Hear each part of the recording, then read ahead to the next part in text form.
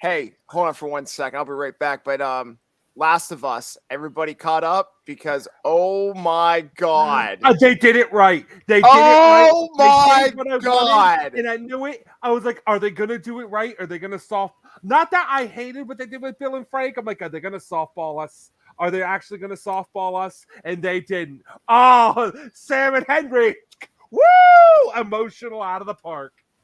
I want more of this. Like it's not Foreshadowing.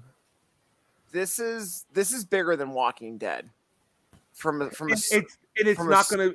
It's funny. It's because it's different because they're infected. Even though zombies are all infected, if you think about it, but they don't like on set. They don't use the word zombie ever. You have to call them infected, right? But honestly, and what I love about it, it's unlike The Walking Dead. They're hitting all the main story points. They're changing things up, but that's okay to do, like The Walking Dead did. But more than that, we're not going to have filler seasons. We're not going to have fluff. This is going to be 2, 3. I said it from the get-go, 2 to 3 max. Yeah. Game 1 is all being told in season 1. Game 2 arguably needs 2 seasons because of if you know, you know. So what was the hive? Was that actually in the game? Like that whole scene, like with all the infected coming out of the ground? They were underground in that city. That happens a lot. You have areas you go through, like you see less infected than you do in the game so far. But that was our first bloater that we saw. And bloaters are rare, to be fair. You don't see a ton of bloaters, but when you encounter them, well, also, the game needs to be more action oriented. So right. You're going to see less. Plus, special effects are expensive. Yeah. Well, I'm just surprised we really haven't seen too many stalkers yet. You'll see.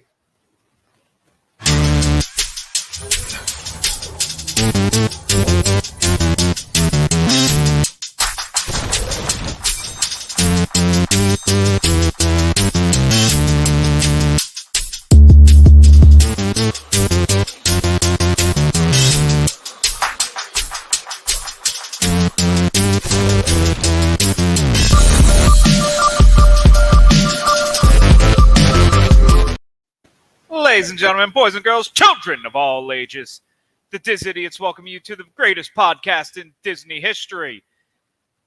We're the Diz Idiots. I'm Dozer.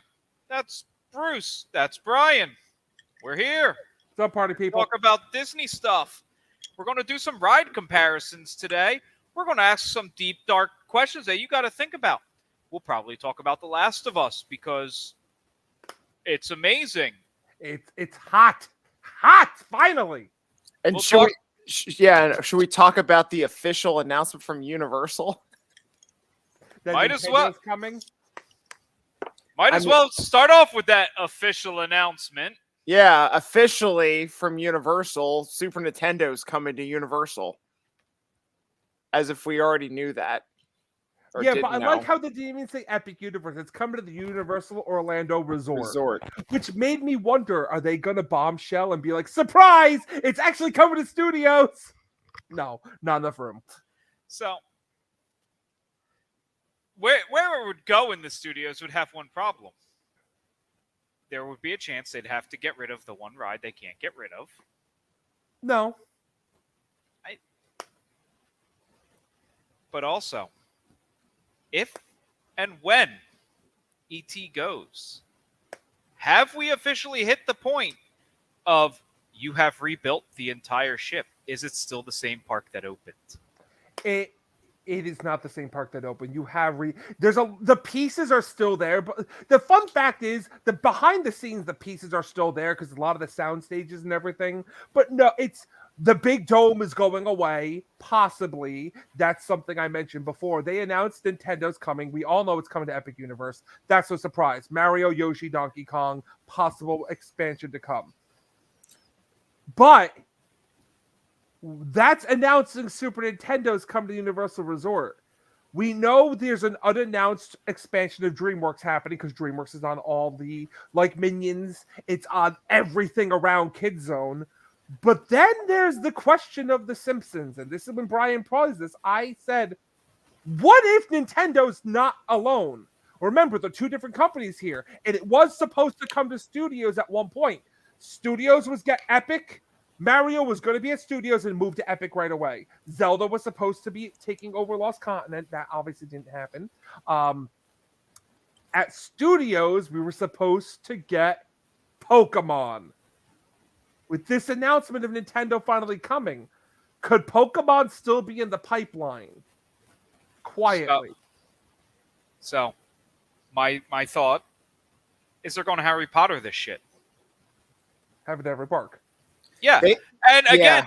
then we are going to potentially run into the issue of, okay, if you have a Harry Potter in every park, and then you have a Nintendo related property in every park, well, now you just have the same park 3 fucking times. I Yeah. actually don't think we're going to get Nintendo and Islands.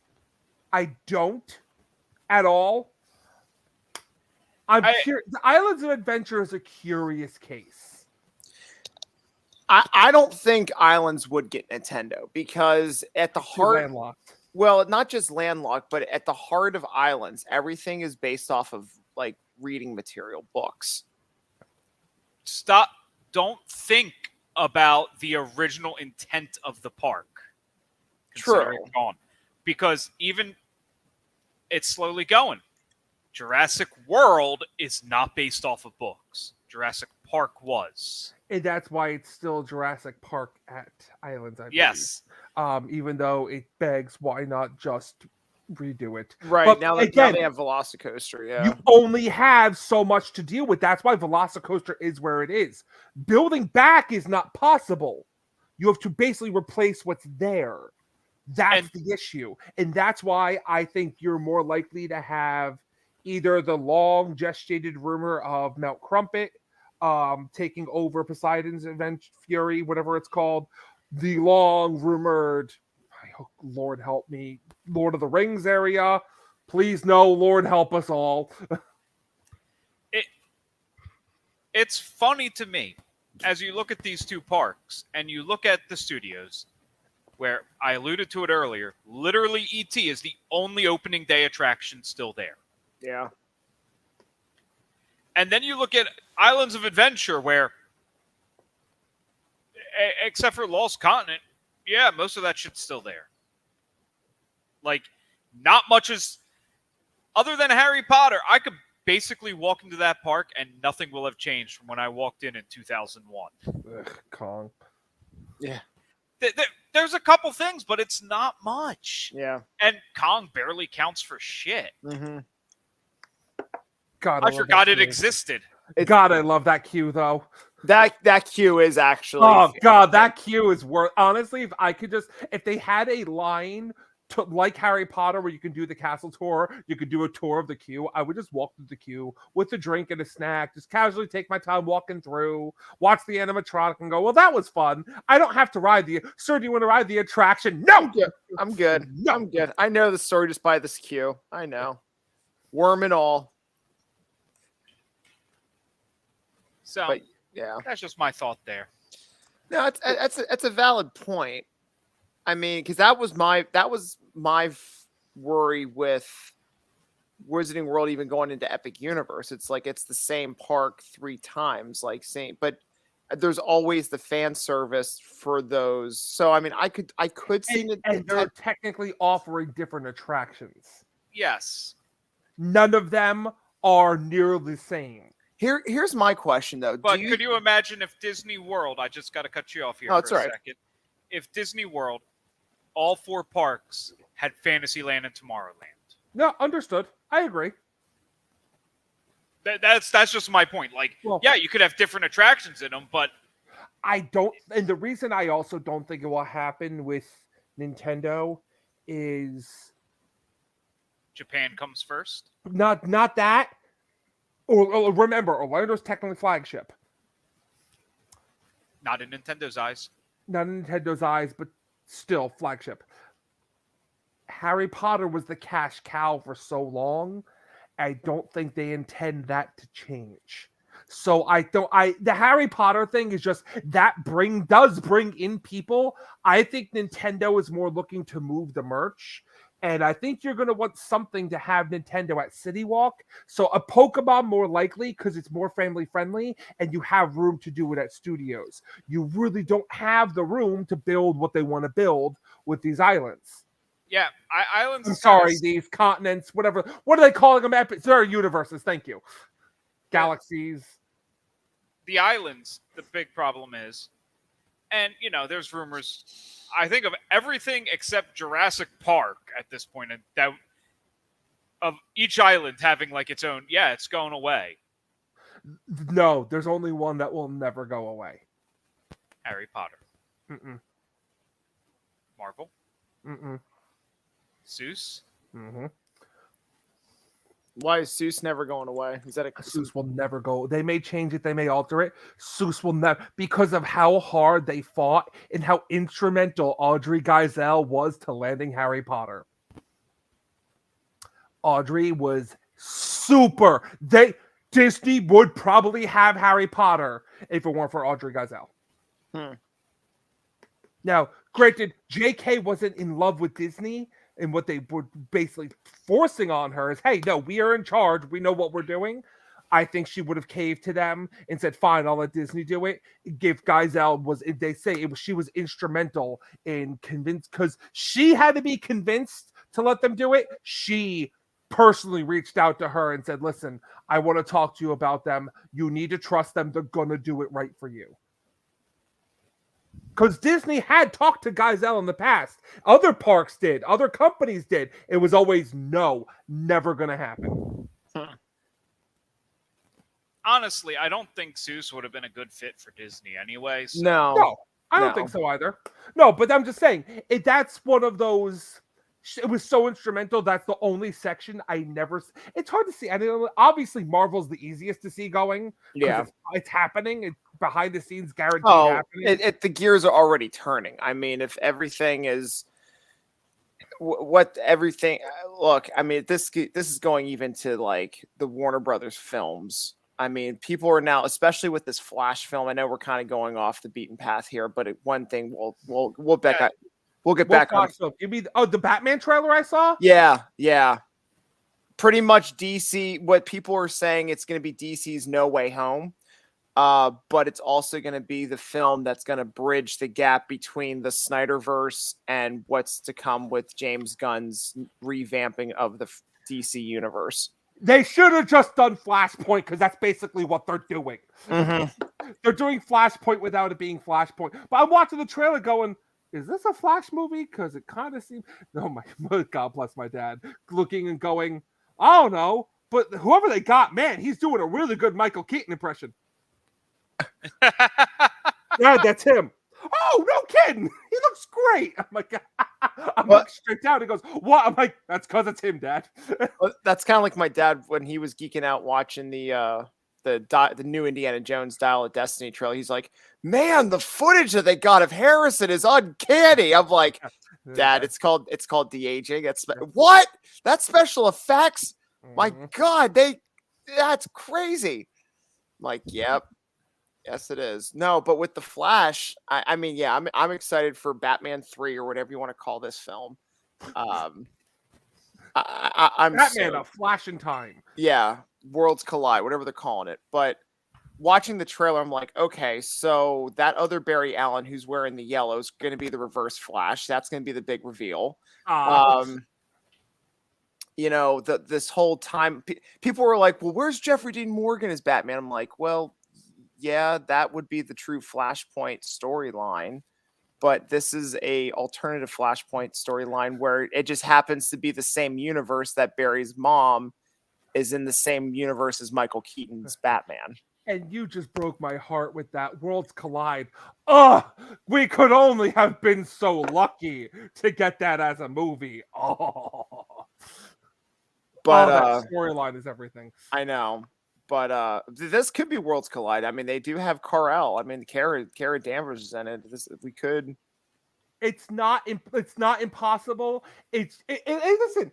If it is, call me more than excited. I kept looking to see if we Because saw, that is the title of the film. It's called The Flash: Worlds Collide. That is the official title. Oh, I That is didn't know that. that Oh, is then the- it is Worlds Collide. Okay. Yeah, it's the official good. title. It's the Well, official now I'm a lot title. more. Now it also explains why they didn't want to cancel it, because Yeah. it was Flashpoint for a long time. I mean, and then they scrapped it. The premise is Flashpoint, though. He creates a ripple in the time because what happens, General Zod comes to Earth, but it's without any metahumans. There's no Superman, but somehow Kara is in captive somewhere. I don't know. I want, if this is a No Way Home Batman movie, I want more than just Ben Affleck and Michael Keaton. If you drop like Christian Bale or if George Clooney makes a cameo, I will be so happy. I want who's the guy who played him in the TV show? I want our TV Flash to make an appearance. Oh, Grant Gustin? Yes. Grant Gustin, that's it. Yes. Yes. That's what I really Well, want. no, and they I want them should. to quietly bridge some of those Well, characters. and you know over. they should, because if you remember the one episode in The Flash, Ezra Miller made a cameo as the Flash because I know. he went through like some time vortex. Because if we see Grant appear, then for one small moment in time, and this fits for James Gunn's vision and how James Gunn acts. For one small moment, Gorilla Grodd could finally be in a movie. I'm anti-monkey, but I love me some Gorilla Grodd. Yeah. So I'm just trying to fit in some Batmans that shouldn't act as Batman in here. Kilmer. I think you have a little diner scene or whatever, and you just show Kilmer and Hamill sitting at the table, and Conroy. He's dead. You can't have Conroy. Yeah. In loving memory, maybe. Sad! Or the waiter's name is Conroy or something. What's your name? Most people call me Conroy. Tear! Oh, you're right. That would be awesome. You have Hamill. That would be Or to have a really good nod, get Burt Ward to make a cameo. Come on. That would be awesome. Come on. No, but that would be cool. Just a bunch of old men sitting around the table. You stick on old style like war hats. Or just him, like, because he's a big dog person, just have him just like in a park walking dogs. Just like, because Ed just have something, because I mean he's obviously older, but he's heavier set too. Just have like the colors, like a Robin polo, something that's like a red polo. May they also add, if we're gonna have Hamill here, I don't need anything else, but can I have the laugh? Just the laugh. I don't need him to be anything, but I want to hear that laugh one more time. I don't know why, but as we're talking about Burt Ward and having him wear the colors and being overweight, I am just picturing Mermaid Man and Barnacle Boy. It's true. Why? That was one thing I wish SpongeBob should have done. I mean, if Seth MacFarlane can have Adam West be Adam West as the mayor on Family Guy, why couldn't they have Mermaid Man and Barnacle Boy do the voices of Adam West and Burt Ward? They might have turned it down. You don't know that. That's true. When SpongeBob was doing that, think about that. That was a long time ago. And it could have also been costly too. They could have been asking more than what the cartoon was running on a budget. Especially back then. Yeah. Because back then, remember, what's his face? Oh, guy voices Mr. Krabs. I can see him, Highlander, Clancy Brown. I mean, Clancy Brown is a pretty, by some means, he has plenty of people have seen him. He's a big actor, but he's the voice of Mr. Krabs because it was back then. He was an actor, but he wasn't like he kept getting bigger and bigger and bigger. Yeah. So, but that could be good. I don't know. I've not seen any trailers in a while. Oh, I mean, yeah. Did you see this one though? You haven't watched it? Oh, I said I haven't seen any trailers in a while. I only saw this because of Super Bowl. Oh God, I mean that one moment where they're just like, "You are," and he's like, "Yeah, I'm Batman," and then they have the Danny Elfman score. I'm like, "Oh God," I felt like an 8-year-old kid watching. I was like, "This is so cool." But regarding movies, this whole Ant-Man Quantumania disaster. Absolutely. It's not a disaster. I don't know. People are walking out of the theaters. Oh, bullshit. Wait. Okay, you say that it hasn't released yet. Who's walking out? Paid critics? Come on. Wait, that's where we have two things to consider here. There's a critic score and a fan score. I'm a fan of horror movies. I don't look at the critic score ever. They always suck. I want to know and if they're good, buyer beware. I've watched a lot of critically acclaimed horror movies that were garbage or not horror movies altogether. Get Out. Yes, I'm looking at you. No disrespect, Jordan Peele, because your other two are excellent. But anyway, I digress. That's what I think we have here. Now we're at the point of superhero movies. There's so much. Even Feige admitted there's too much shows and movies. There's too much media. Yeah. It's too much. They're about to burst the bubble on themselves. And Ant-Man's never been the blockbuster that the others have.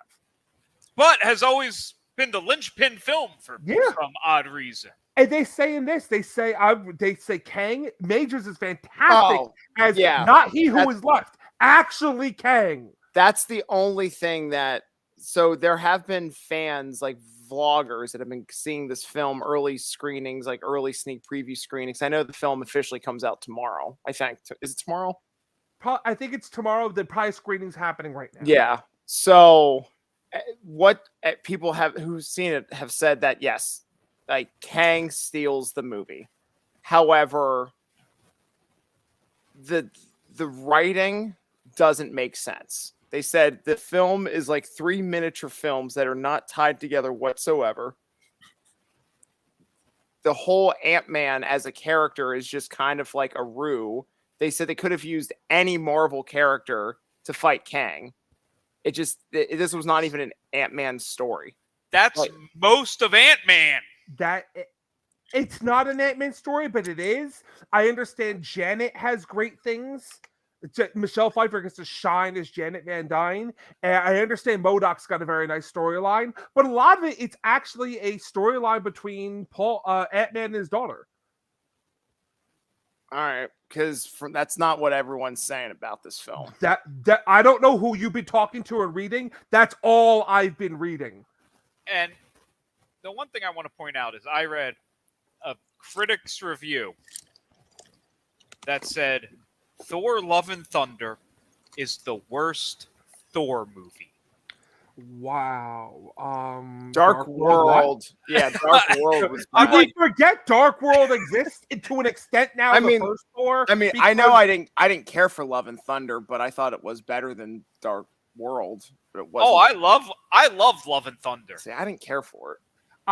Love and Thunder is my second favorite behind Ragnarok, because Ragnarok was just one of those, especially because it's the way it's the lead in to what it leads into. You can't top it right now. But Love and Thunder was honestly worlds above the other Thor movies, the other two.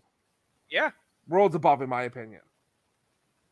But I understand why you feel that, Brian. I probably understand why you feel the way you feel, and I respect you not loving it, because I know people who did not like it. But I've always understood their point of view. Yeah, it's never my friends who hate Captain America and their reasoning. I'm like, your reasoning is bull. Captain America movies rock. Yeah, and Captain America's consistently the best of the Marvel series. Oh, Captain America, yeah, absolutely. I have friends who hate all of their movies. They're boring, but the way they defend it, I'm like, you're missing the point. No Captain America movie is a comic book movie, and that's the problem people have. They are, and they are, because Captain America was always a little bit of political thriller. Well, yeah. No. War, spy. It's a Captain America movie, but come on, it's really like Avengers 2.5. You mean the Civil pathetic War. excuse for Civil War? Yeah. Avengers Patriot Games, Avengers Clear and Present Danger film. But I don't know. I mean, I'll still see Quantumania, but I don't know. I might just wait for it to come out on Disney Plus. I don't think I'm gonna. I'm not going to go. I don't have to go to the. I'm excited to see this movie, but I don't like Wakanda Forever. I don't. It's going to come to me. I'm in no. The next. I already know the next 2 movies I'm seeing in a movie theater, and that's Scream 6. And I don't think anyone has to ask what movie I'll be seeing in April. Mario. Oh, that comes out in April. Yep, Easter weekend.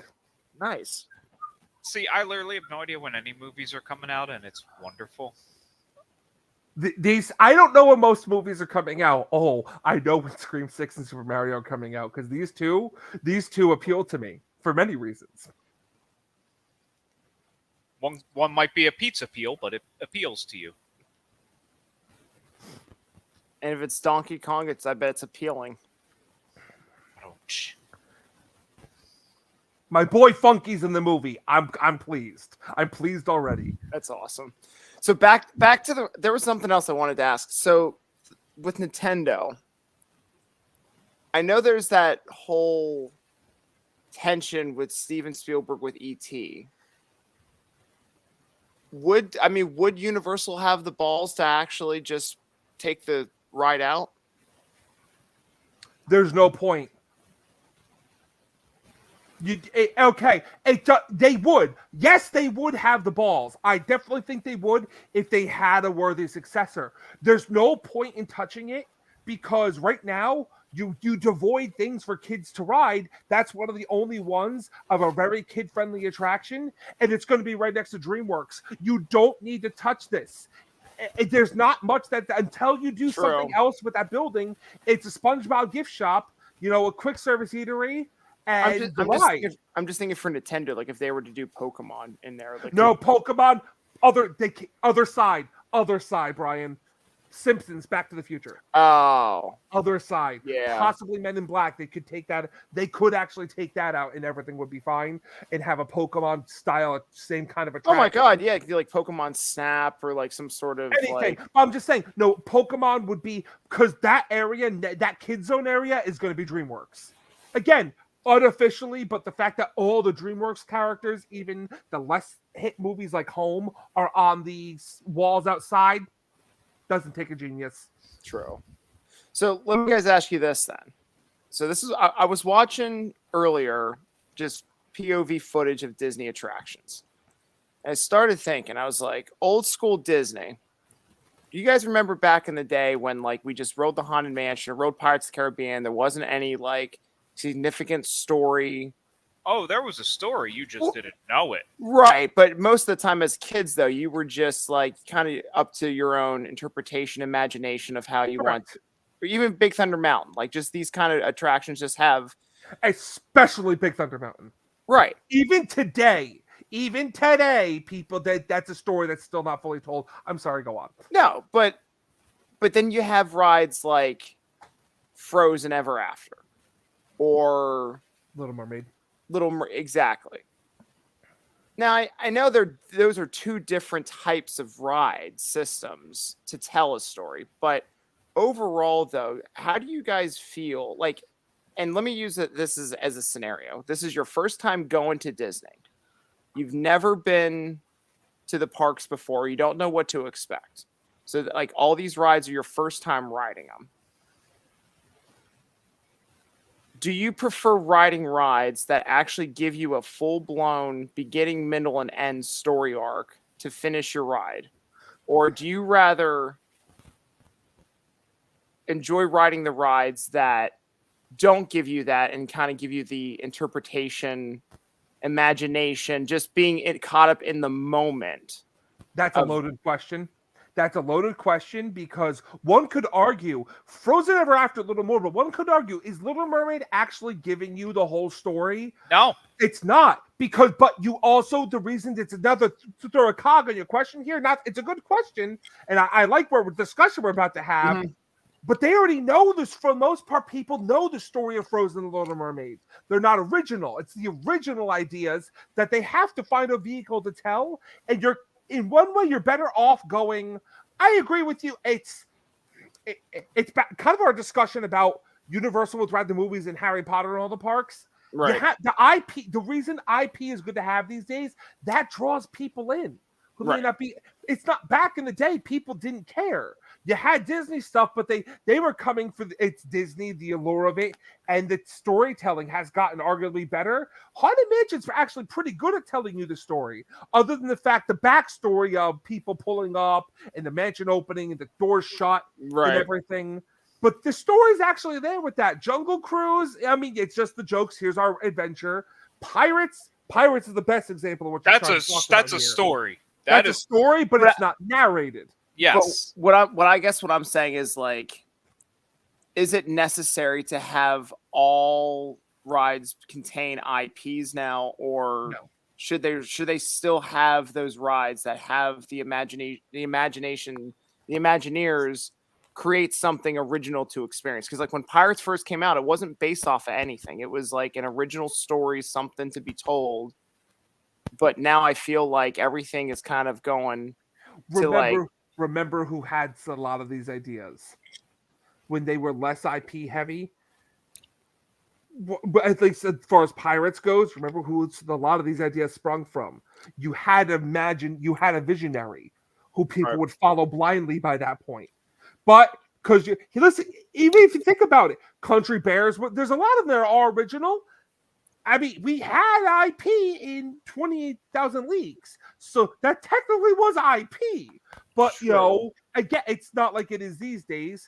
I think it's not necessarily to have everything IP, but IP is good to have. But you got to be smart about it. And that's the one thing I feel some Disney's gone too IP heavy, but in the wrong direction. So, I'm just going to ask a question here.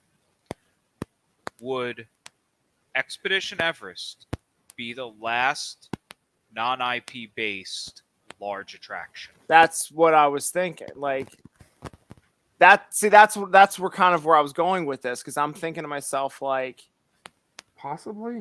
yeah, I can't think of anything since then. And again, who made it? Rhodey.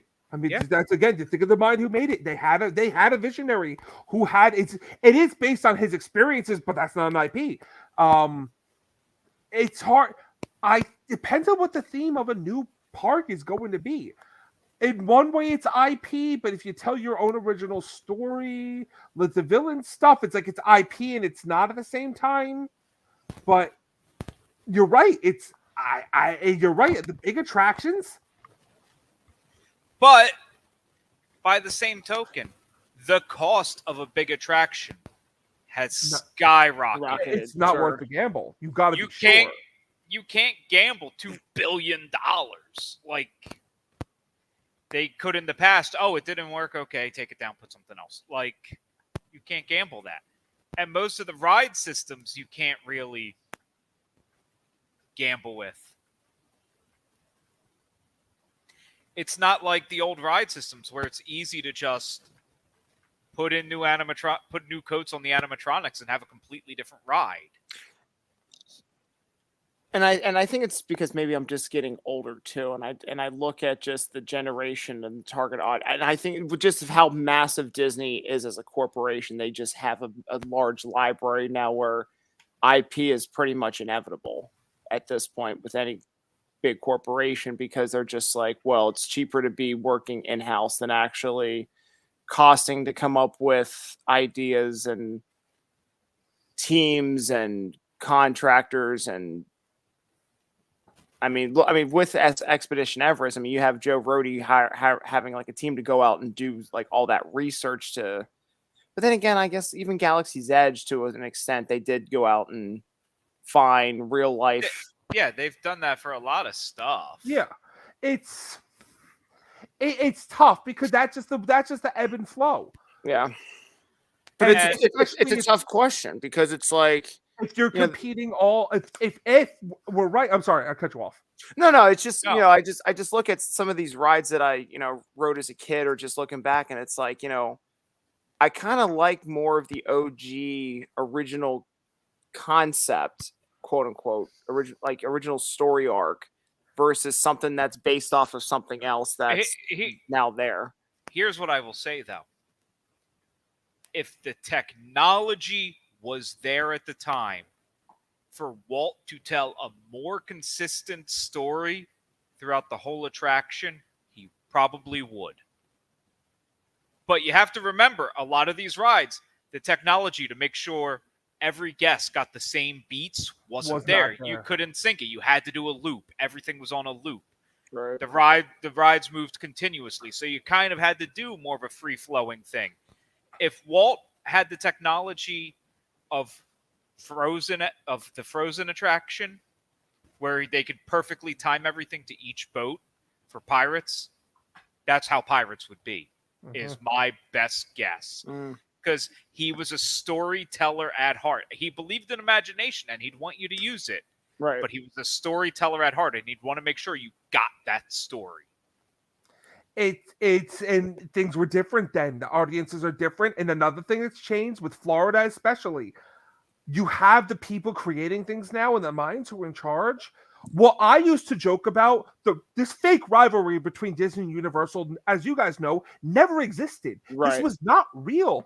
Fans joked about it, and Universal, obviously, because they were fighting. When you're the one fighting up, but Disney never operated that way. Ever. They did too. Okay, fine. Oh, you're going to build a park around movies? Got this. Hollywood Studios. Open before yours, baby. It didn't have the drama, but that has now become real. They actually, and that's why IP seems to be the way, because if you're competing with Harry Potter, how are you going to match that originally? Right. Because other than the fact that, frankly, yeah, you can, because you're Disney. That's the one, I hate that mantra the company uses internally now. Well, we're Disney, they'll do this. We're Disney. Why not say we're Disney? We can do whatever the heck we want. We're going to make something original, and we're going to knock it out of the park. They don't have the guts because it's all about the bottom line. Yeah. That's why Space Mountain was never redone the way it was meant to. That's why we'll never get Haunted Mansion Holiday. That's why Country Bear holidays are gone. The bottom line is what matters most. And see, you kind of actually hit something that I think Disney as a company has kind of taken away from. They're not risk takers anymore. They're too safe. And Walt always pushed the envelope. That's the one thing that I'm kind of shocked about with the company, is that they haven't actually pushed the envelope in a while. Because he also didn't have shareholders to sorry, Dozer, go on. He had the dichotomy. You need the dichotomy. And Eisner was the last great Disney visionary for the parks. He had the dichotomy. Let me ask you this. What do you think of Josh D'Amaro? Do you think he has it? I don't know. I don't know enough. I'm not as much of a D'Amaro fan as every single other person is. Haven't seen enough out of him to say one way or the other. He's a potential that's why Iger's doing right now. He wants to find the dichotomy. You're correct. That's the whole point of him searching to work with D'Amaro and work with everybody and get the job done. And even if you have D'Amaro, who is D'Amaro's Wells? Because it's not Iger. Iger's 2 years. Yeah, Iger's finding the replacement. I think he's finding that's what he's looking for, though. He's going to find, okay, fine. Here's head, here's financial, here's everybody else below. I've set you guys up. Couldn't Iger fuck it up? Couldn't Iger be financial? Like, couldn't he? Because he doesn't want to be. It's this. They think about this. If he wanted to be, he'd still be at the top. True. Iger is last generation. We're looking for next generation. Iger can't lead the park for another 20 years. True. He doesn't want to. It's about time that it's. I just don't think it's not, and it's easier. What was easy for to be a risk taker? He was willing to bet the farm on this. If it didn't work, it didn't work. That's part of the reason nowadays, with the board of directors to answer to and Stockholm, now they have to think about things a little bit more, because clearly, building attraction Song of the South now would never happen. But Eisner did it, and he was praised. We all praised it, and I still won. It was fantastic. He had that. what Dozer always says, like Walt, he knew what you wanted before you knew you wanted it. And I do have a little interesting Eisner tidbit to get in, because we touched on, we built a movie park 4 years before you. Yeah, because Eisner had the plans for Universal Studios before know. they did. I know. And listen, Universal shot.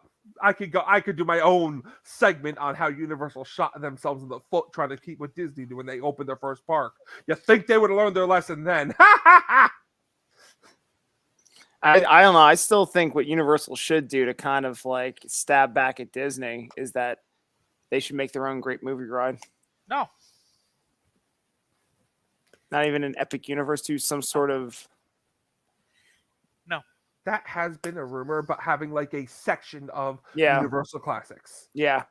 Well, you have Universal Classic Monsters. I guess that would kind of. No, but like, well, those are the saviors of the studios. We're not having this conversation if these monsters never existed. Yeah. The other thing I wanted to bring up, circling back to the style of attractions, though, is even if you compare Omni Movers, the newer rides are faster. Mm-hmm. And when they're faster, you can't tell you can't tell the same look around and immerse yourself in the story and imagine what's happening. You have to be a little bit more direct. And I don't think they're going to risk the farm on a very slow-moving attraction again without a gimmick. Yeah. Luckily, I mean, and they've gotten better at telling the story through Q, and they seem to getting to more where we hopefully get to the point where we need less and less pre-show rooms. It can just be here's the story, and as you go through, they have gotten better with that. They've always done it, but it's gotten a lot better now. So that does help that. But yeah, your Dozer's 100% correct. And that's also getting better because, quite frankly, screens have gotten better. You remember watching all the commercials in the Jaws queue? Oh my God. I love. Why? Why would you do that? Oh, right in the heart memory. But you remember when you wanted a screen, you had to stick a CRT somewhere or do a full movie projection. Mm-hmm. So you needed pre-show rooms. Now, yeah, they should be mostly dead, except in rides like. They will still always live on rides like Avatar, where it's batch loading of large that groups. needs it 100%. Yeah. But Tron doesn't need a pre-show, theoretically speaking. I know don't someone know. who's been on it. How much did they hate it? They liked it. Is it So- overhyped? A little bit. Yeah. It's like it's fun. It's fun, but like it's nothing. It's not overly fantastic. This isn't like something to write home about. It's a family coaster. So, what will be interesting is, as I alluded to earlier, I have a friend who lives down there who waited on the pass holder website for 2 hours today to get her time to ride. And I am also waiting for a month or so when I get her utter disappointment. That's Because- the thing. It's not worth that kind of weight. Yeah. Well, she did all this shit, and Bruce, she's your size. Oh, honey, I'm so sorry for her.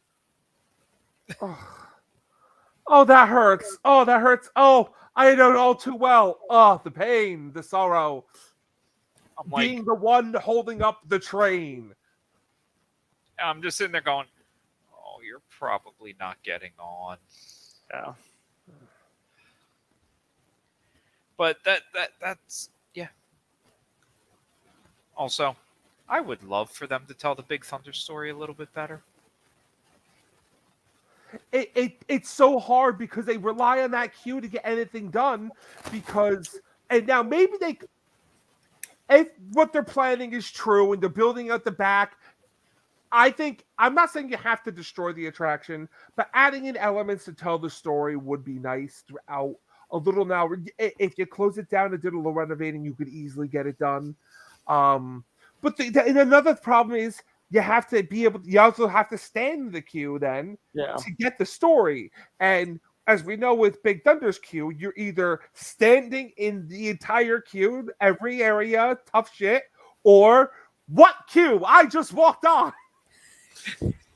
It is funny how there is no in between. I know, you're right. You're right. I'm I'm on the ramp, or I'm standing on the stairs outside. That's it. And it's always, even then, you're standing on the stairs outside because it's a 40-minute wait. That attraction is a capacity monster, and no one gives it credit for that. Well, but the other thing is, even when you're standing out on the ramp, there's a lot of times they're not even using the inside queue. Yeah. And you're missing the whole story. It's like, why are we on the... Oh, you're trying to make the line look a little bit longer to keep... But come on, use the inside queue. Or they're like, the fast pass lane is like eaten up with the inside queue. Like I've noticed last time when I was there, like the way how they roped it off, the inside queue was primarily the entire queue for fast pass. And that standby was outside.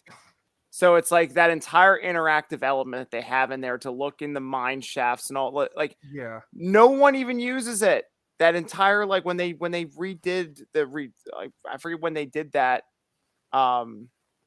makeover remodel of the train, like a few years, like 4 or 5 years ago.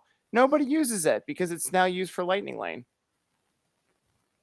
When they introduced somebody Bullion, a member of C.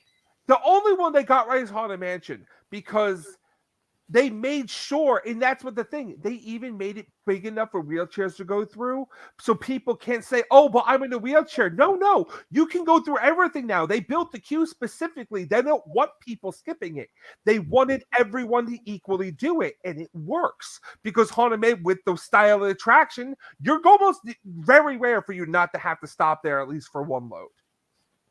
I will say, it is always really amusing and funny to me, though, when you see the disappointment and tell somebody, yeah, you go through the normal line. I don't want to go through the normal line. Tough shit. Toy Story Mania is the funniest and hardest one to watch on that. And I bet that's what they're going to do on Splash. What? I'm sorry, Tiana's. What? With the queue? Mm-hmm.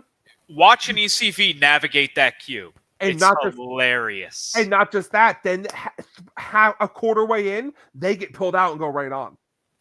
Because the stairs in the middle, there's no way for them to once you're on the inside part, they can't do anything. So there's a point they would just pull them out, and then them and their party went right to the exit and on. I'm not positive that's still the case anymore, though. Well, especially now. With the whole new remodel. Yeah. That's what I mean. That's what I'm saying. I think they're going to change it because you're going to want everyone to see the queue. I think they're going to change it to make that work. Sorry, I got confused. I thought you were talking Toy Story got pulled out early because of the stairs.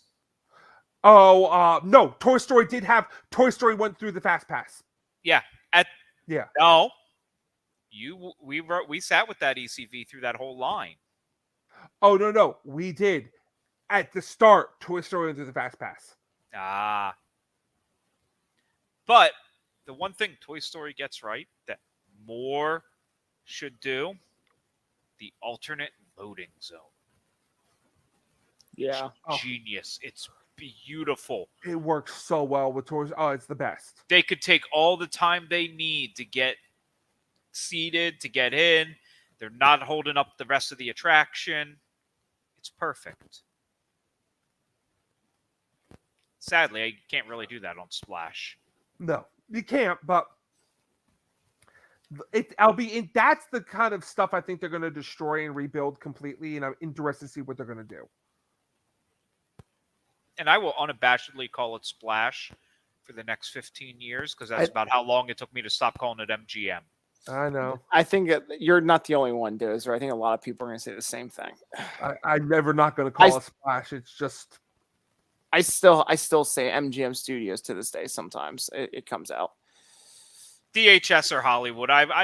I've gotten it short enough that I can live with it. See, I don't have that problem only because when you work there, you can't say the wrong thing. True. How do I get to Harry Potter? Do you know how many times I had to answer that question of which castle they were looking at? And explain you're at the wrong park. Is this Hogwarts? But it's different. I mean, they even did that. People would go to Epcot and go, "We're looking for the castle. Where is it?" People are like, "Right this way." Get on the monorail. Switch monorails at the Transportation and Ticket Center. It happens. Yeah. But no, everything's changed. That's natural. It's gotten to the point where that's the norm, but that's okay. Yeah. And that's okay. It's okay for things to be. I just hope we don't keep removing. That's why, like Universal, what Dozer was saying about that being the last attraction there with ET being, because the ride, the movies and everything, it only makes sense that not only they weren't going to necessarily all be popular today, and you're only going to be able to do so many. So that makes a little more sense if they did that. And to the model of the park, it should eventually all change. But Disney, I just hope we don't keep removing all the old attractions. Like there's certain ones, it's just an older style attraction that needs to go. As Peter Pan just needs to be redone. They a better attraction for it with higher capacity. But I just hope they keep some of them that they can the same. And we all know what I'm really talking about. What, Journey into Imagination? The bears you just purchased? The bears I just purchased. The bears you just purchased. They have Dozer's linked to me. They have a 50th anniversary Country Bear plush. Oh, hold on. You know what? What? Visuals work so much better. Is it the set of 3? Yes. See Daisy. Did they come in the mail? Did he already get them?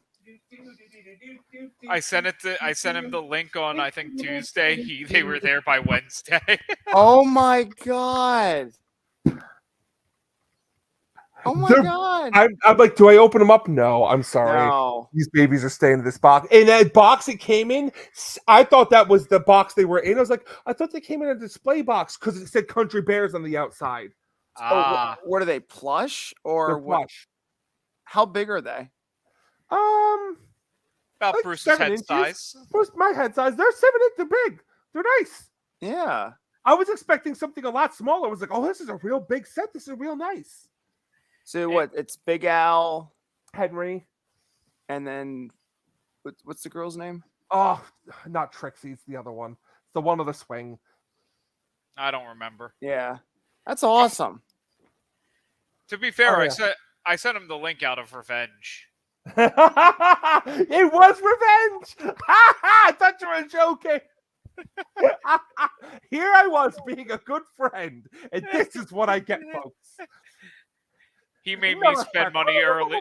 He made me spend money earlier in the day by sending me a link to a greatly discounted Halo Infinite set with all the bullshit. It was the collector's edition for the price of the game normally. Oh my god. I was like, somebody. I'm like, Dozer, I don't think you have this, and here you go, buddy. I've got the energy sword. I've got lithographs. I have art books. Don't worry, that's not all the money you got me to spend this week. I also bought the Tower of Terror, and I have the Space Mountain coming as well. Wait, Tower of Terror of what? What's Hold on, more visual time. Oh, please. The first one I didn't. The Tower of Terror I didn't try to get him to spend money on. Because for guys, hold on. First off, while I'm doing this, hey QVC, we're available.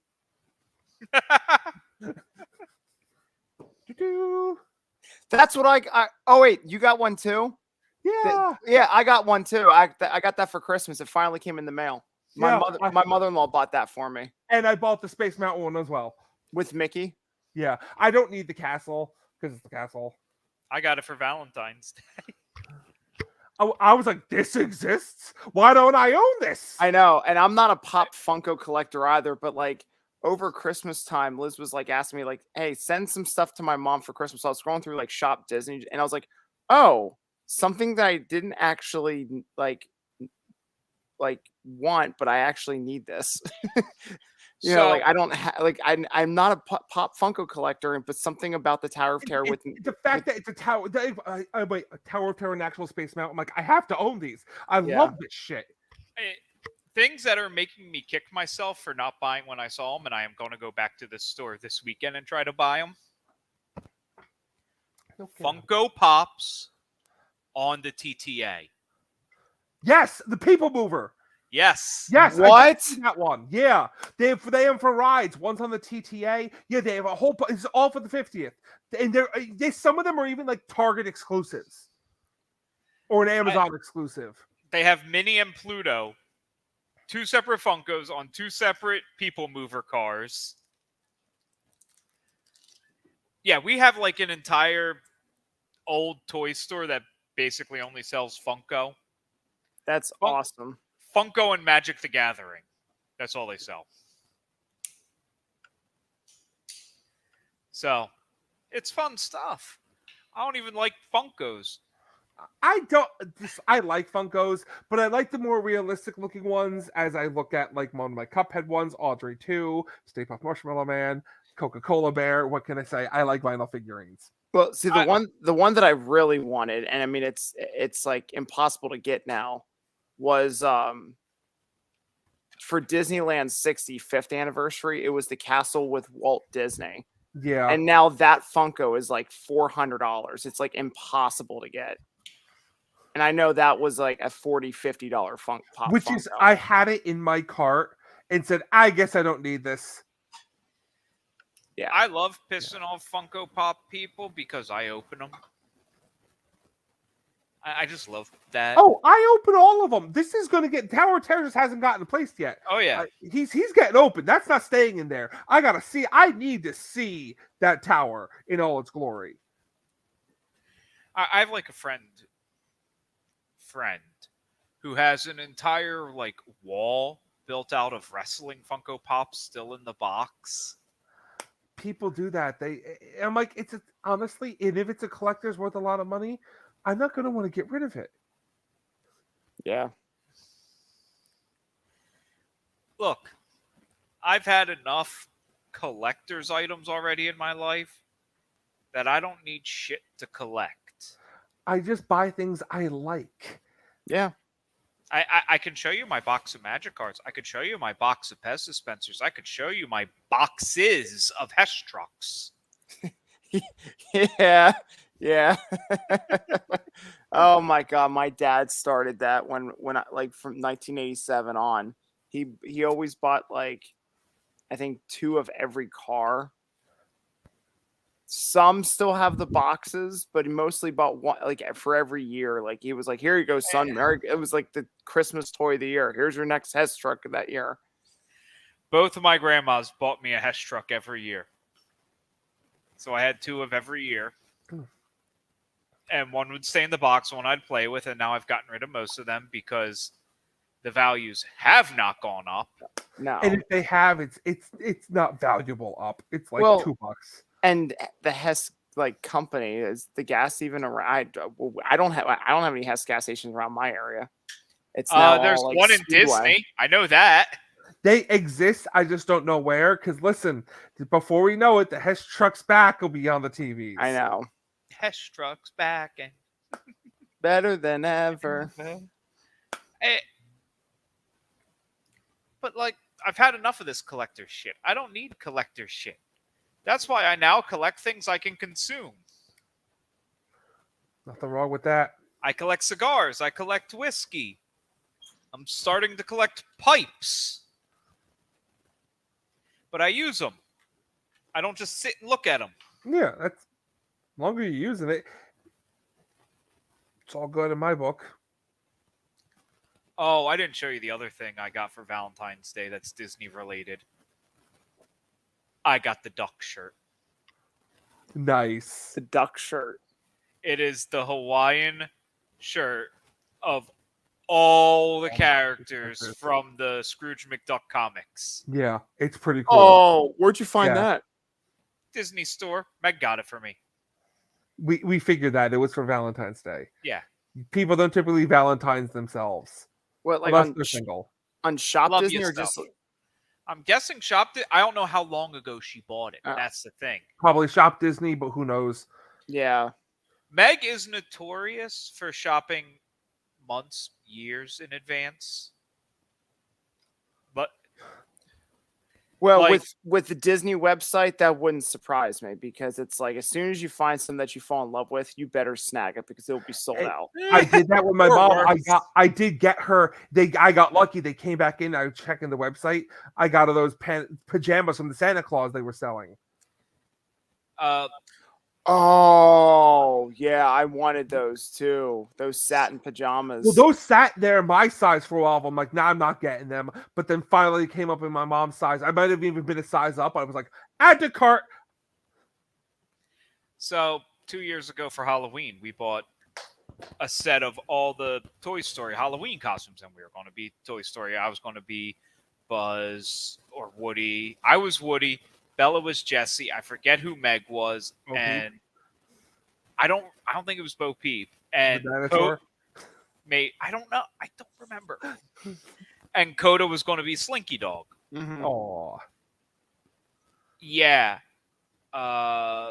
Bella's Jessie costume arrived. I got the hat for Woody, and that was it. Oh. November 1st, they sent out the email that they canceled the other items. oh, Oh what the my hell? god. And Bella's costume arrived in like 5 different packages. Like each part was its own box, like weeks apart. shipping it out like stereo equipment. That's strange. That's so strange. It wasn't even last year. It was 2 years ago. It was 2020. So it was like peak COVID Yeah. mailing bullshit. Like, we have this, send it. I got a badge. That's so weak sauce. It's like building a That's why I model can't. kit. That's so weak sauce. It's like a Oh model. my! Sounds like you're building a model kit, like a model plane or something. Shop I just tell you, shit like that. It's like, come on, kids. The funniest thing is, it's not like we purchased like individual items. It was like Yeah. this costume, and this costume. And the costume still arrived in multiple boxes. on Was it multiple- from Shop Disney? Yeah. I tell you, Wow. and the website itself is awful to deal with. It's awful Mm-hmm. to search for things. I'm like, guys, can't you do better? Have you been to any Disney website? They all suck. I know, but it's just like, why? All these Disney websites have the problem that if at any point you hit the back button, you're liable to crash the whole site. It's true. It's awful. Or like I'm just on it right now and I'm just searching like men's clothing and half the stuff in men's clothing are not for men. Like they're for kids or for women. It's like I know some people are gender neutral, but why even have the men's clothing tab to begin with? If you're just going to give me all Forget the gender neutral. I ain't gonna any adult male for the most part ain't gonna fit in a kid's shirt. no, but like And if they do, congratulations. The new Orphan sequel apparently is about a boy. all right now. Men's it's you can't really see it on my phone, but it's Walt Disney World Spirit jersey for adults, Piglet pink. I mean, I know guys wear pink, but this doesn't look like something a guy. No. Skinny guys wear pink. Because if I wear pink, the Pepto Bismol man is here, baby. No! Kirby!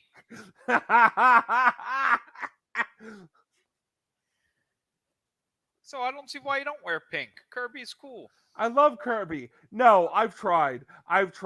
It's an eyesore. It actually hurts. I had a pink polo for a while, and I wore it once. I'm looking. I'm like, oh, my hair's in the mirror. I gotta take it off. I can't look. I feel like I'm a pink monster. Literally, Christmas Story. I was a pink nightmare. Oh, It was. I was like, ugh. I'm Look- okay with bright and beautiful colors, people. One of my favorite colors is bright neon orange. And even I was like, ooh, this is too much. Looks like a pink nightmare. Brian, I have a legitimate travel agent question for you. Shoot. Do the minivans go to the Good Neighbor hotels? Good question. I have to get back to you on that answer. I haven't actually booked a minivan. The old I don't know, but I'll find out. Yeah, I'll find that answer out for you. Because I'm stuck at this World Center Marriott. I don't they see why they wouldn't. It won't be too hard. I'm directly across the street from Disney Springs anyway. I could just walk there and pick up a minivan. But the hotel offers a shuttle to Disney Springs. Across the street. Ba-da-ba-ba-da-ba. That you can walk to. Yeah, and I don't want to do that whole shuffle of, okay, I got to get to Disney Springs. Now I got to go to a different hotel. Now I got to go. Why? What? Come on. So they don't actually take you to the parks, just to Disney Springs. That's at least what they have posted on their website.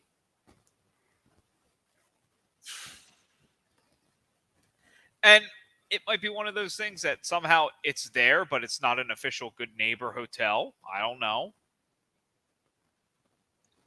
Yeah, I'll have to look at that. They do have their own water park in there. I'll see. I'll let you know. Because I'm going to the parks. And I'd rather not use a generic Uber or Lyft. Rather go in style. Yeah. Which on our last trip, Lizzie and crew all used the minivans for one day, and they said it was wonderful. That's Yeah. good. I've heard nothing but great things with the minivan service. At one point, Lizzie's like, "Why didn't you tell us about these earlier?" Because I didn't say it till the last day when we were splitting up, and I'm like, because we had 11 people. Yeah. Very rarely were more than one or two people trying to go anywhere. It made sense. You had 4 people going to a totally different place. It made sense to use a minivan for you guys. Yeah. Yeah, I mean, I don't see, you can honestly, dude, you can always call them and ask, but I could poke around the website and find out. yeah, I mean, I just went on Disney's website real quick, just search the minivan service, and they take anybody around the entire resort. So, but you're asking about regarding if it's just hotels, if it's just the Walt Disney World Resort hotels, or if it's the Good Neighbor hotels. Yeah. See, with the Good Neighbors, I'm my first instinct answer, I want to say no, because it's one way to separate the Disney World Resort hotels from the Good Neighbor hotels. But the minivan's knotted steel. That's the thing. It's more expensive than your average Uber or Lyft. So, and it's paid. True. The one way to separate it is the fact that you don't get a normal Disney bus to the parks. Yeah. A paid add-on would make sense to still offer. But then again, this hotel, I'm looking and I had a steal of a rental car. I'm like, oh shit, $17 a day? Yeah, I'll rent a car. Yeah. $30 a day to park at my hotel. Bop, bop, bop. I went, nope, I will Uber. Yeah. What? It's funny, I never even consider renting a car. I'm just well, I'll take a taxi to the hotel, I'll Uber to Universal, and then I'll Uber over to the hotel for the wedding on Sunday. I booked my ticket, and it was just I booked the ticket, and they say, hey, you want to add on a rental car for $17 a day? And I was like, oh, hell yeah, that's great. At that price, yeah. Yeah, but then $30 a day to park. Yeah, and it was on airport pickup and drop off, no bus. Oh. For $17, that's a no-brainer. Last time I rented a car, I was at 60. You had to take the bus. Yep. and 6 like doesn't even have like a real building to do the rentals in. It's like a tent. Yeah. You're using the budget rental cars, but I even had. It's like, are you sure you'd be okay with a Nissan Versa? Yes. Very well versed in the Versa. Yeah. It's not the Bronco, but I'll take it. I suppose. For $17. Haven't driven it for like 11 years. Yeah. It'll be memory. Yes. Oh, Lord of the Moonlight.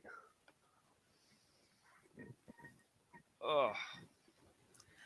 I feel like there's something else you had on your list of topics, Brian, that I don't remember. Yeah, I don't know. If you're thinking, I got one for you. Rumors. Here's our Halloween Horror Nights update. Yes, of course, I have a Halloween Horror Nights update. More permits are coming in, and the Legacy is the Twitter handle. The Ifrit in the past had done this. Legacy has some sort of insider information and likes to verify. Has put out hints and clues for people to decipher. And our good friends at HHN 365, excellent podcast, great people. And also the Discord server figured out the clues. So we basically all but confirmed 2 more houses, because the first clue he had basically is flags and numbers and everything. You put them into a server, it would come up with a book title. Well, the first book, Child's Play. Okay, no brainer, Chucky. Here we go. So the books that came up led to, one was, I forget the title. It was Dracula and the Phantom. So Universal Monsters Dracula vs. Phantom is all but confirmed to be a house coming. Apparently part of the reason is because they double ordered capes by accident. So like, fine, it's the Phantom and Dracula duking it out against you. And the other was something, and it mentioned in something about monsters and insidious creatures. It was written by the name of a person named Megan. So Horrors of Blumhouse featuring Megan and Insidious, all but confirmed. These look like they're basically going to be at, barring some form of Scream treatment, they'll be at the event. Nice. Any Last of Us speculation? A lot of speculation. That and Evil Dead Rise, that a lot of people rumor that, hey, things look like if they didn't happen last year, this year should be all good to go with both properties, but nothing yet. That's all they got. I'll find out more as we go. Announcement season is here. Since we had Chucky so early, the last time we didn't get something till March, they may push us to April this time, but I'm back on Twitter. I'm finally back on Twitter, so I'm now actively following. Literally, my Twitter exists, so I can follow Halloween Horror Nights. When they update, I will be notified. Okay. Speaking of stuff and weird clues and YouTube shit Steve watches, he's finally doing it. MatPat is finally putting together the full Five Nights at Freddy's timeline. What's the video gonna be? 8 installments of 2 hours each? 3 videos at like 30 minutes each. That makes sense. Oh. Let me put it this way. Video 1, we haven't even gotten to the games yet. Well, how about this? The fact that some way, somehow, not only are they finally making a movie of Five Nights at Freddy's with Blumhouse, Matthew Lillard let it slip. Oh yeah, I signed on to do 3 of them. So they're planning a Five Nights at Freddy's trilogy. First, so my dreams are gonna come true. I'm gonna get to even though it's way after the fact that I used to be into these games, I'm gonna get to walk through Freddy Fazbear's Pizzeria Horror Nights someday. Oh hell yeah, baby! But the fact that they're making 3 of these games, I'm like, what is it with this Scott Cawthon? What is it with this property, dude? He found the cash cow. That's what it is. I don't know. He really did strike lightning in a bottle and just kept delivering. Even though people can argue the sameness of the gameplay and everything, the man kept delivering. The sameness of the gameplay. What were you going to change up with this? Well, they made it harder each time. Yeah, but like, You're not going to suddenly turn this into a turn-based RPG. Like, Actually, his spinoff was a turn-based RPG.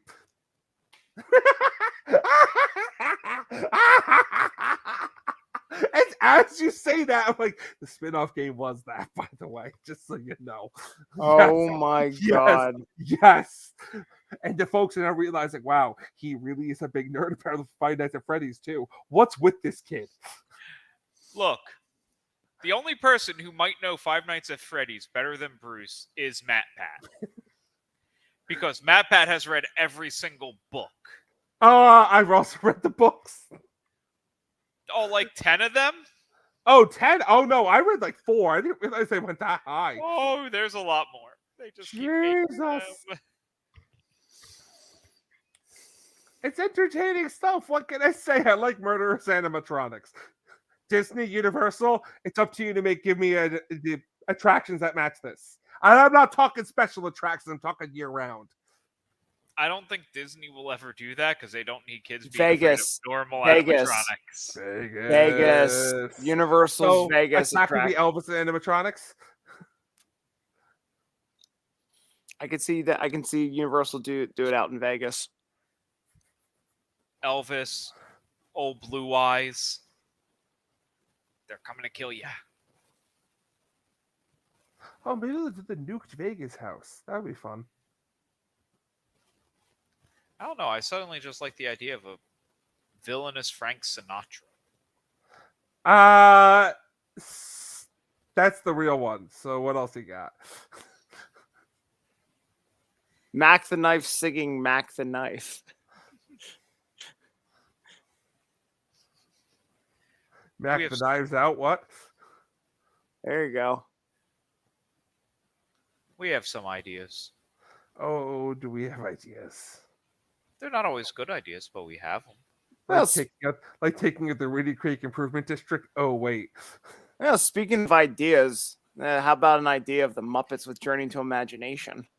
I love this idea.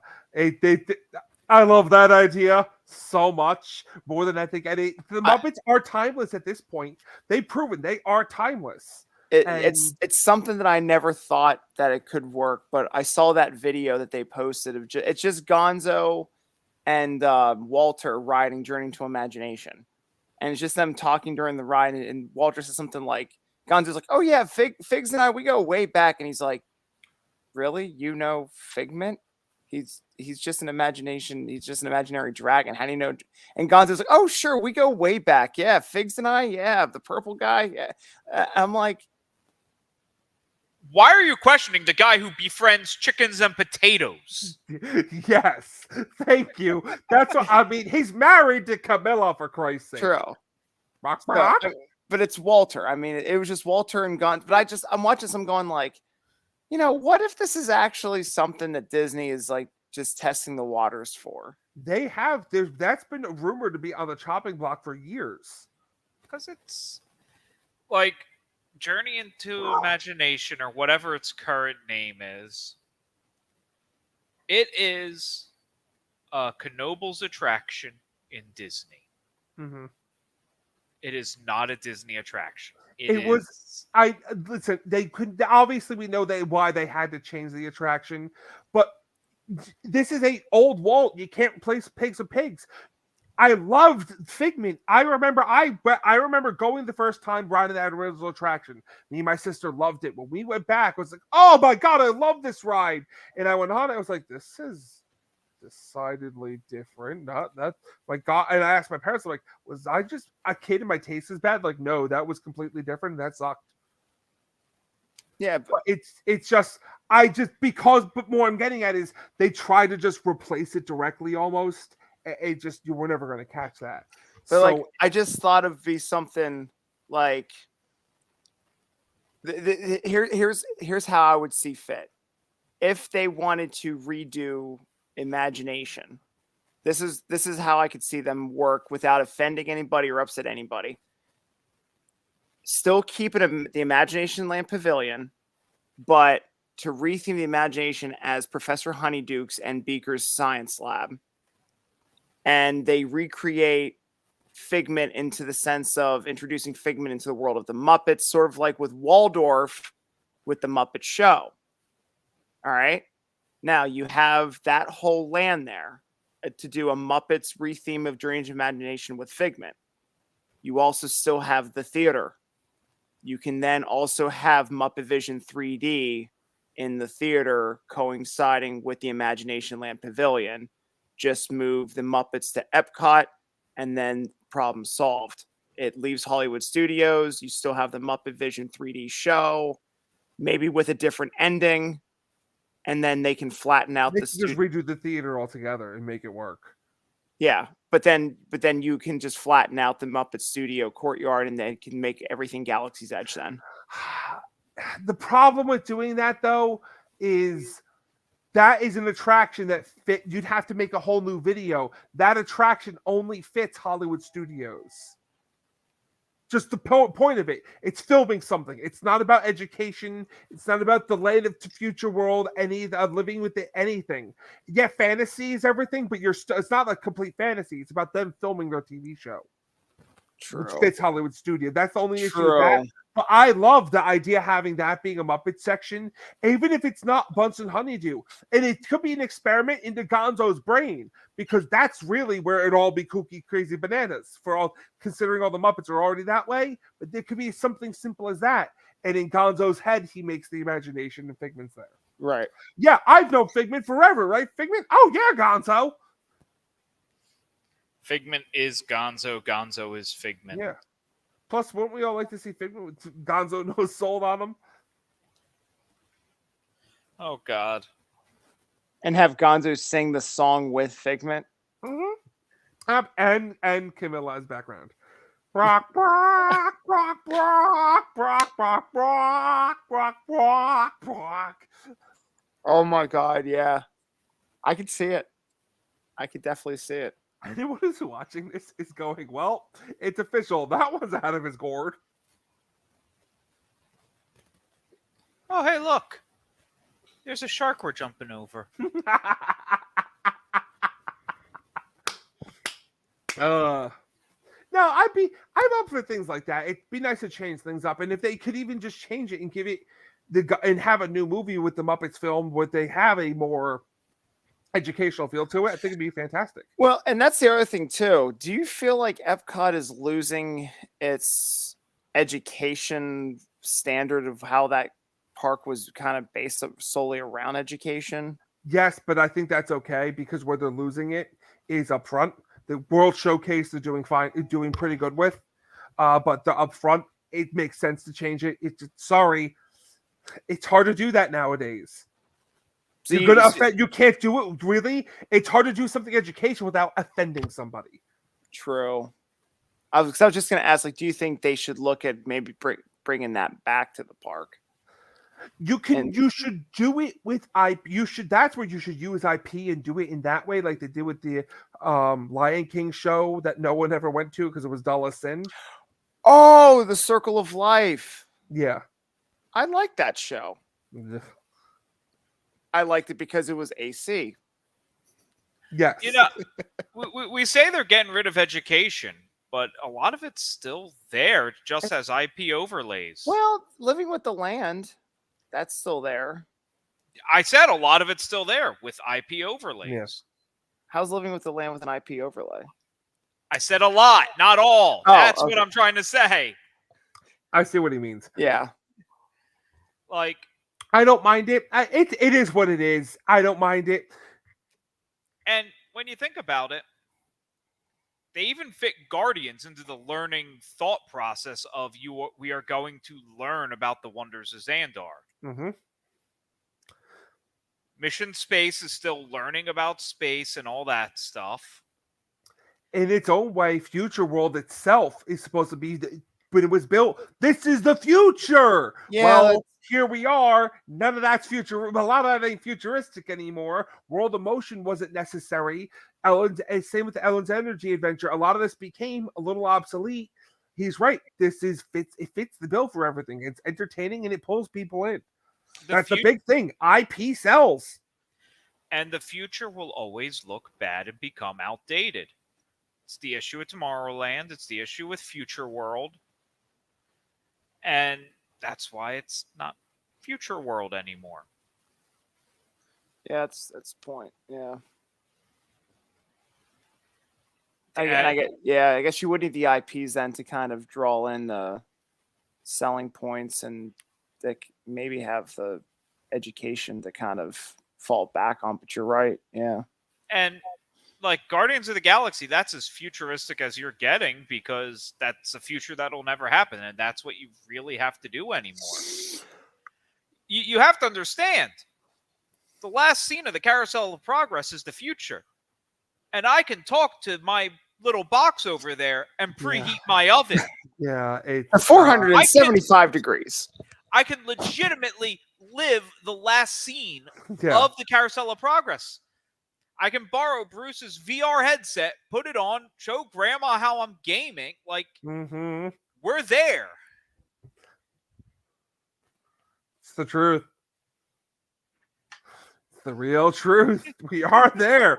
That's what I mean. It's hard. Yeah. And shit, the other day, I did not know.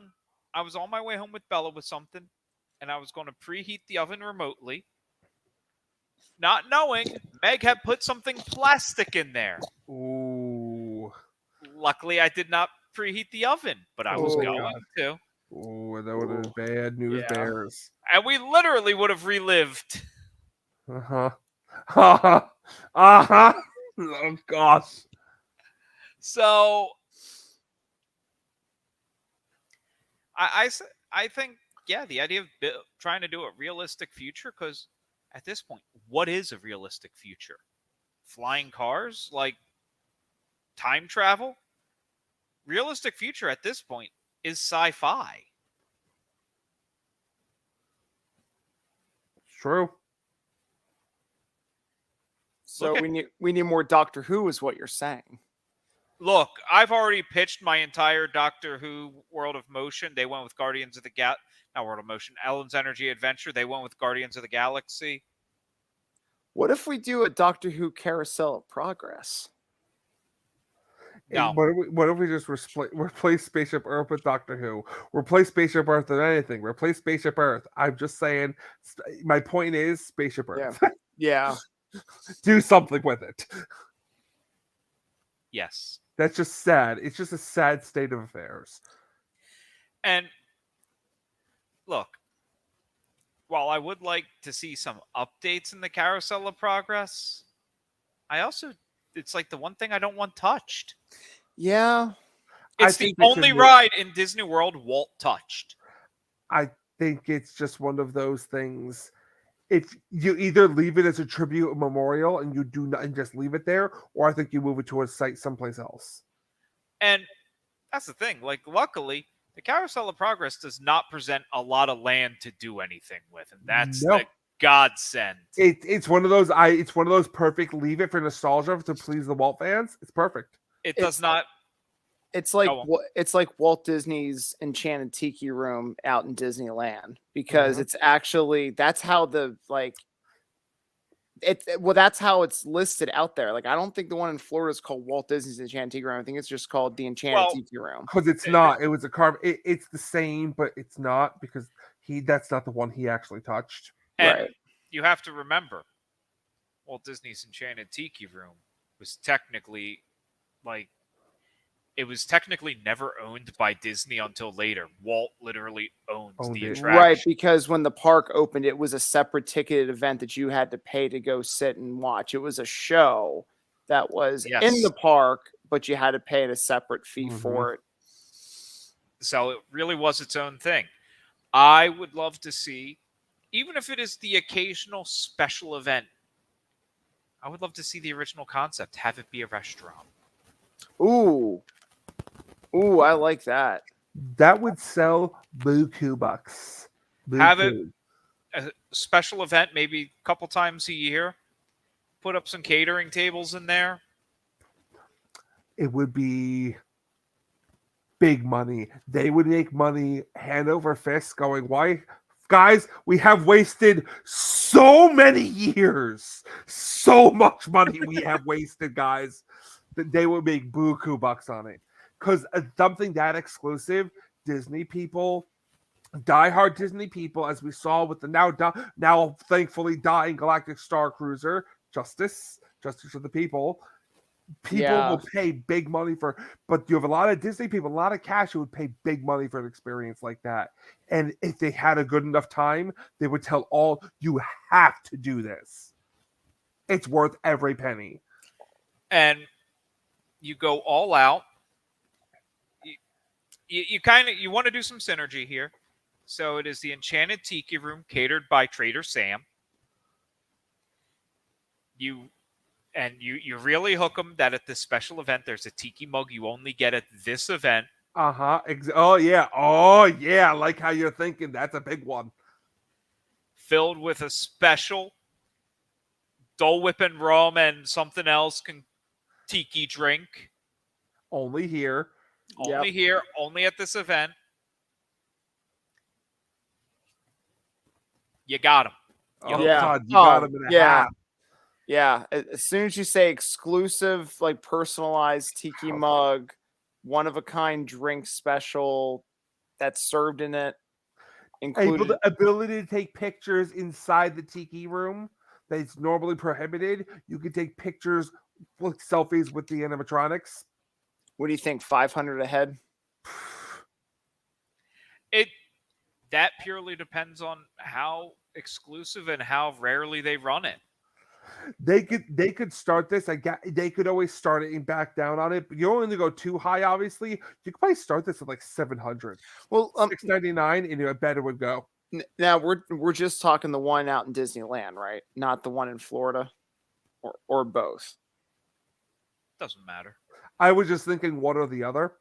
Because Thinking both.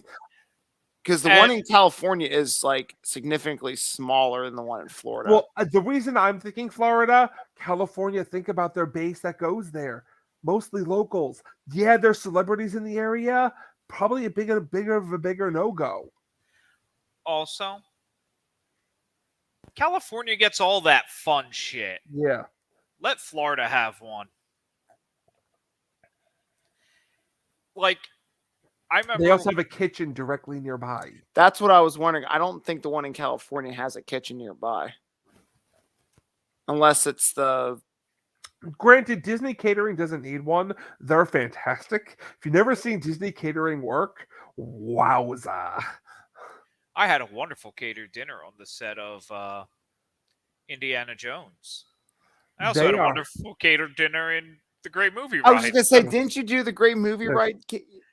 Dinner closing or whatever that is special. Yeah. How much were tickets for that?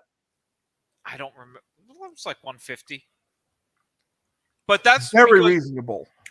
That's because Disney didn't run that. Lou Mongello ran that. Oh, that's right. That was just something you could rent that out as a wedding venue. Mm-hmm. That you could just readily available to rent out the Great Movie Ride. That's awesome. Oh God. But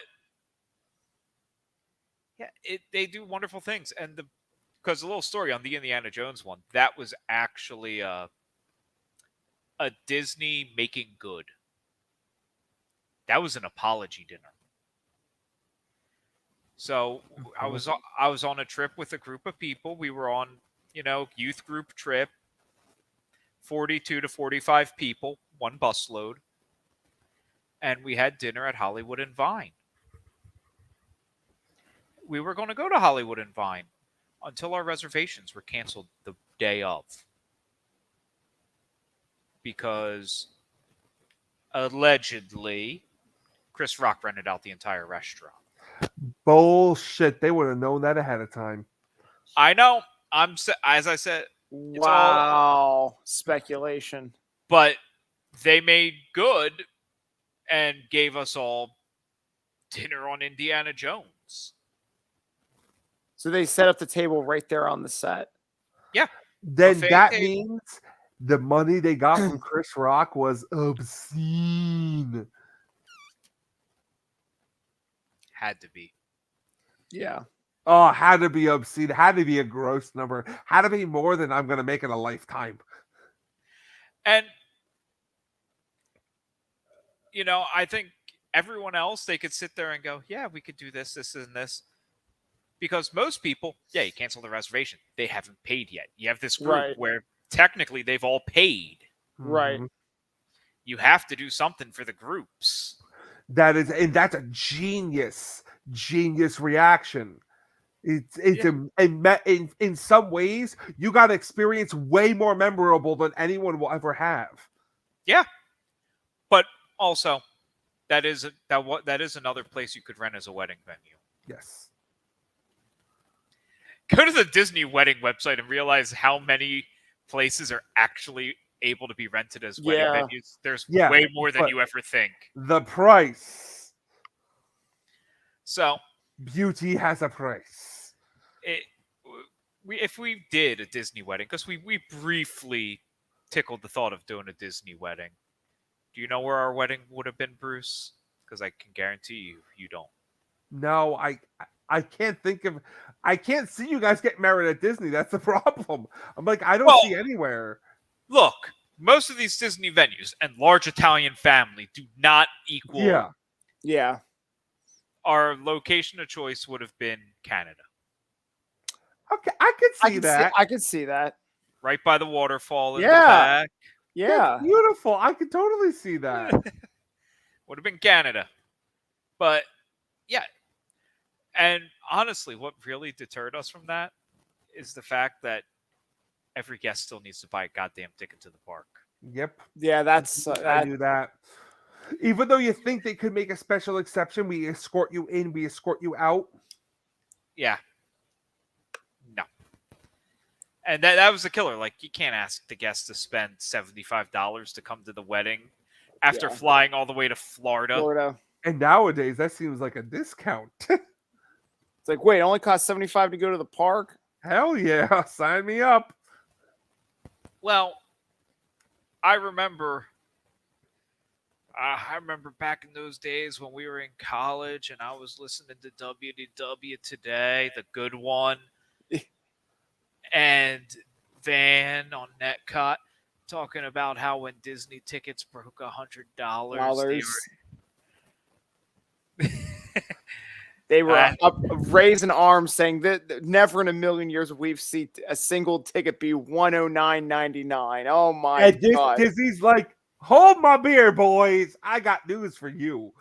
Here's our script for the future. Yeah. Only if they knew what the park was going to happen and just the company with who was going to run it and well, what the country would be dealing with. And also inflation, just standard inflation was going to get there. Like, yeah, eventually. but these yearly price raises. Yeah. That's now commonplace. That's like, oh, duh, here it comes. Black Mark. It's like, and what's the number now? What's the price going to be this year? And on that incredibly sad note, do we have anything else to talk about? I got nothing. I think we talked about it all. Then you know what? I'm going to say, we're the idiots. So you don't, You don't have have to be.